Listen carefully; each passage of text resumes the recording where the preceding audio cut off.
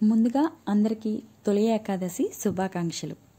తొలి ఏకాదశి అంటే మనకి పండగలన్నీ ఇక్కడి నుంచే మొదలవుతాయి. ఇంకా తొలి ఏకాదశి అంటే ఆషాఢ మాసంలో వచ్చే మొదటి ఏకాదశిని తొలి ఏకాదశి లేదా శయన ఏకాదశి లేదా పేలాల పండగ అని అంటారు. ఆషాఢ మాసంలో వచ్చే తొలి ఏకాదశి నాడు శ్రీ మహావిష్ణువు యోగనిద్రలోకి వెళ్తారని, ఆ తర్వాత మనకి కార్తీక మాసంలో వచ్చే పార్శ్వ ఏకాదశి నాడు క్షయమారుస్తారు అని, ధనుర్మాసంలో వచ్చే ఉద్దాన ఏకాదశి నాడు ఆ స్వామివారు నిద్రలేస్తారు అని పురాణాలు చెప్తూ ఉంటాయి. ఏకాదశి వ్రతం ఒక్కటి చేస్తే ఎన్నో పూజలు, వ్రతాలు, నోములు చేసిన పుణ్యం వస్తుందంట. అందుకోసమే ఏకాదశి రోజు వ్రతాలు చేస్తుంటారు. అలాగే ఉపవాసాలు కూడా ఉంటుంటారు.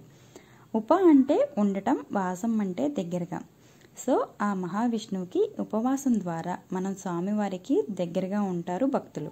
ఏకాదశికి పురాణాలలో ఒక కథ కూడా ఉంది.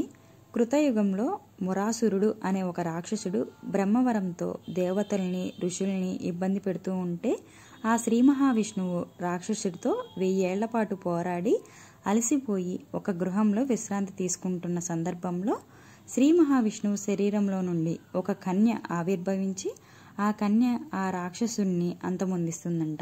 ఇక అప్పటి నుండి సాధువులు, భక్తజనాలు ఈ ఏకాదశి వ్రతం చేసి విష్ణు సాహిత్యం పొందినట్లుగా పురాణాలు చెప్తున్నాయి.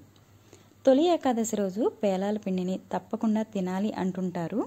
పేలాల పిండిని దేవాలయాల్లో, మనకి ఇళ్లలో కూడా ప్రసాదంగా స్వీకరిస్తూ ఉంటాము.